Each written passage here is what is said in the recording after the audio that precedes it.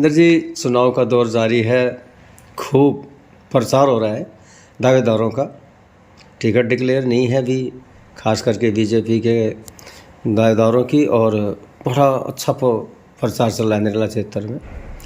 किंतु अब लग रहा है कि बीजेपी के अलावा जो आम आदमी पार्टी है उसमें दिनेश भारद्वाज को टिकट दे दिया गया है, और एमएलए साहब कहते हैं मौजूदा कि मैं उसका साथ नहीं दूंगा। क्या लगता है कि बीजेपी के कैंडिडेट का इसको फ़ायदा होगा? निश्चित तौर पे फायदा होगा ये है जी। तो रंजन जी, आपको क्या लगता है कि अब की बार सरकार भारतीय जनता पार्टी की बनेगी दिल्ली में? निश्चित भारतीय जनता पार्टी की सरकार अब की बार दिल्ली में बनने जा रही है जो है, और अच्छे बहुमत से बनने जा रही है जी। राजेंद्र, एक और सवाल छोटा ही है।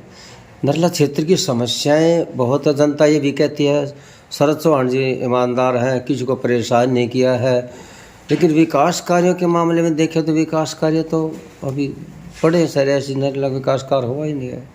नहीं, जनता निर्णय की ये नहीं कहती कि शरद चौहान जो है ईमानदार आदमी है।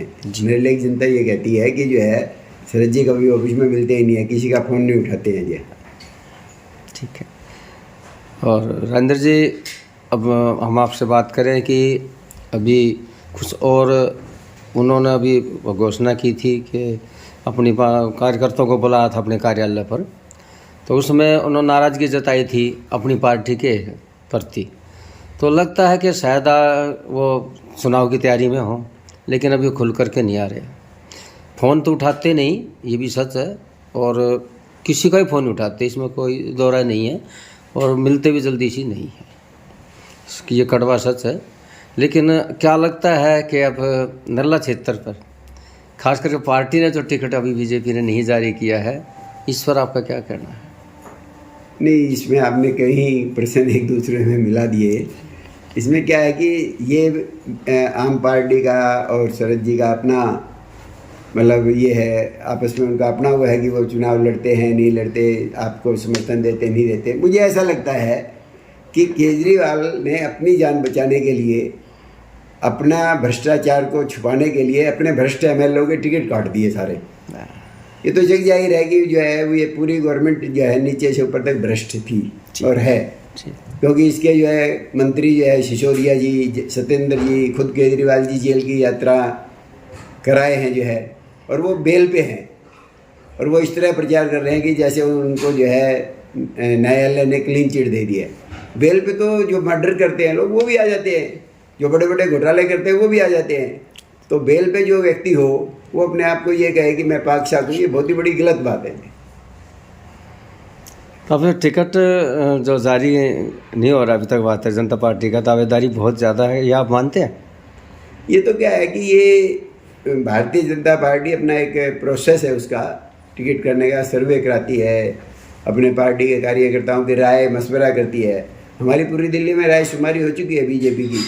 उस राय शुमारी के आधार पे अब जो है उस पर चिंतन मनन मंथन होगा जो है, और उसके बाद टिकटों का वितरण होगा जो है। ये हाईकमांड का काम है, जब हमारा हाईकमांड जो है इसको उचित समय पे टिकटों का वितरण करेगा। सिंघल जी, देखा जाता है कि दावेदारी 10 लोगों की है, एक लोगों को ही टिकट मिलना है, तो कई बार देखा जाता है कि जो और लोग हैं जो भागदौड़ में हैं वो कहीं ना कहीं वोट काटने का काम करते हैं। क्या ऐसा नहीं, बीजेपी में इन बातों का बहुत ज़्यादा प्रभाव नहीं है। आप देख सकते हैं कि हमारे जो कल्याण सिंह जी कभी मुख्यमंत्री होते थे जो है, वो फिर दोबारा आगे हमारी पार्टी में, या हमारी पार्टी को ही उन्होंने जो है वो किया, और एक बहुत अच्छा लीडरशिप दी बाद में भी जो है। जो बीजेपी एक विचारधारा आधारित पार्टी है, यहाँ का कार्यकर्ता एक विचारों के आधार पर काम करता है जो है, तो इंडिविजुअल का इतना बहुत ज़्यादा महत्व जो है उस विचारधारा में नहीं है। जैसे देखा गया कि विधायक को टिकट नहीं मिला, तो कहीं ना कहीं वो सीधा तौर पे कह रहे हैं कि दिनेश भारद्वाज के हम वोट काटने का काम करेंगे। तो उसी तरह मैं कह रहा हूँ कि यदि किसी को भी टिकट मिलता है तो और जो लोग हैं वो नहीं, मैंने बताया ना कि आम पार्टी एक जो है ऐसे लोगों का जमवाड़ा है, एक नक्सलाइट टाइप लोग हैं जो है, जो सत्ता के लिए ही कुछ भी करने को तैयार रहते हैं।